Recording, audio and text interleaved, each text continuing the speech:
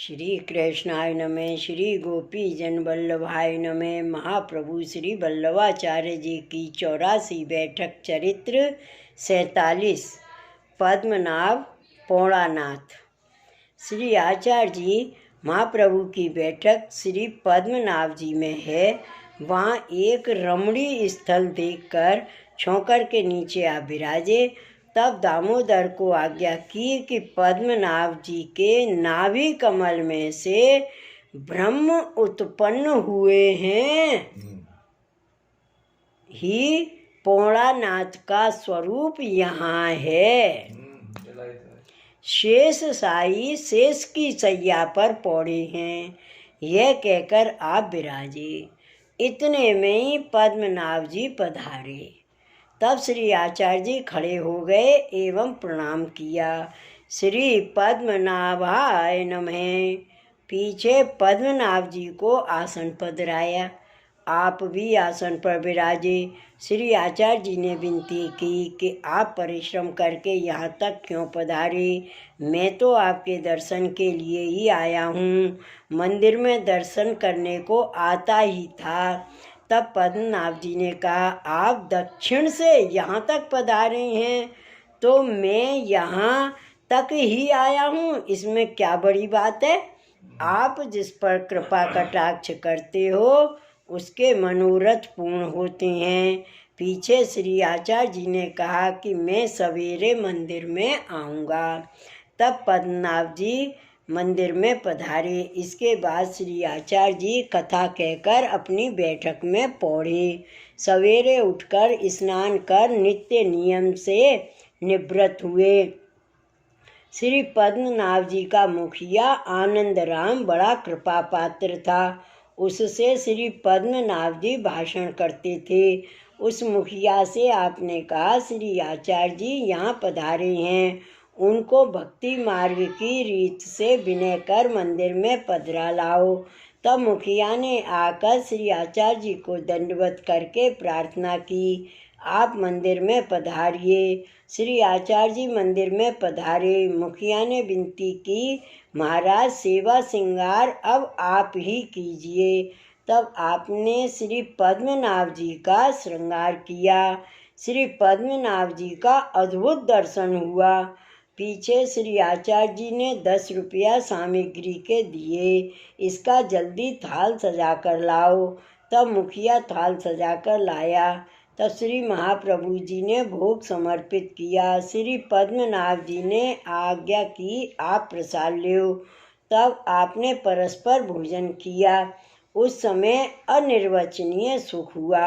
अलौकिक दर्शन आनंद राम मुखिया को हुआ। वह मूर्छित हो गया। उस समय उसको ब्रज लीला के दर्शन हुए।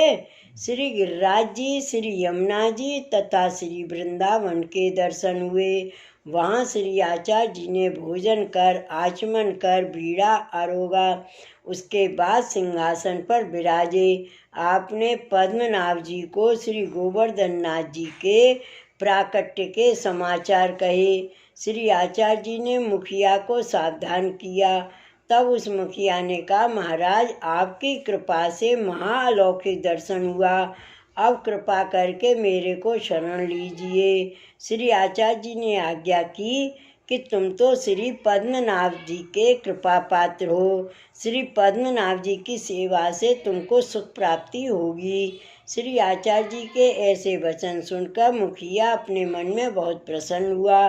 तब श्री पद्मनाभ जी ने श्री आचार्य जी को आज्ञा की, यह देवी जीव है, आप इसको नाम सुनाओ। श्री आचार्य जी ने उस मुखिया को नाम सुनाए। पीछे मुखिया को आज्ञा की, आरती लाओ। तब श्री आचार्य जी महाप्रभु ने श्री पद्मनाभ जी की आरती की। पीछे श्री ठाकुर जी की आज्ञा लेकर अपनी बैठक में पधारे। श्री आचार्य जी ने वहाँ सप्ताह की।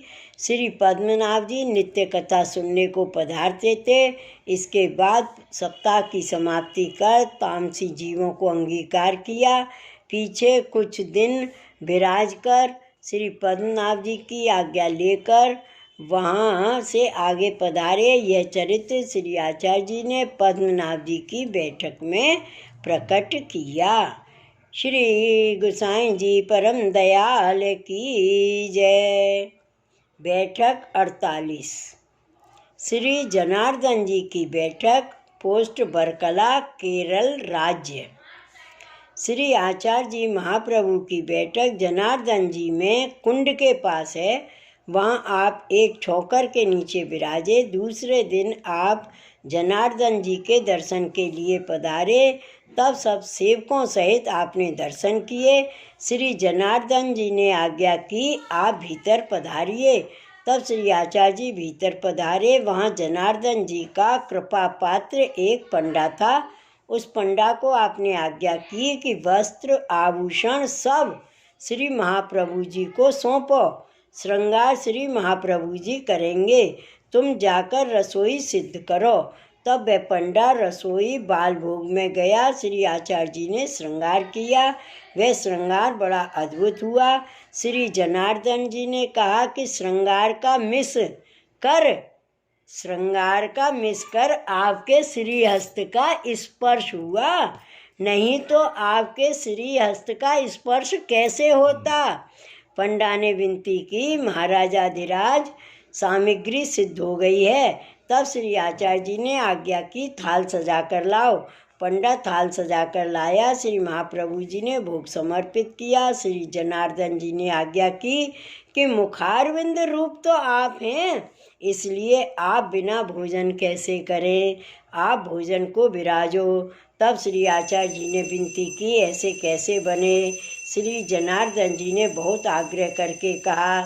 श्री आचार्य जी ने मन में विचार किया कि भगवद आज्ञा सर्वोपरि है, अतः उल्लंघन नहीं करना चाहिए। तब परस्पर भोजन किया। उस समय अनिर्वचनीय सुख हुआ। उस समय का दर्शन पंडा को हुआ। पंडा को तो मूर्छा आ गई। पीछे श्री आचार्य जी ने अचवा कर परस्पर बीड़ा आरोगा। तब श्री जनार्दन जी ने आज्ञा की कि श्री गोवर्धन नाथ जी के प्राकट्य की सब वार्ता कहिए, मेरे को सुनने की बहुत अभिलाषा है। श्री आचार्य जी महाप्रभु ने श्री जी के प्राकट्य की सब वार्ता कह सुनाई। श्री जनार्दन जी की आरती कर आज्ञा लेकर अपनी बैठक में पधारे। वहाँ सप्ताह का आरंभ किया। श्री जनार्दन जी कथा सुनने को पधारे। तब श्री जनार्दन जी ने कहा, मेरे को आपके श्रीमुख से कथा सुनने की बड़ी अभिलाषा थी, वह समय आज मिला। श्री आचार्य जी श्री ठाकुर जी के वचन सुनकर बहुत प्रसन्न हुए।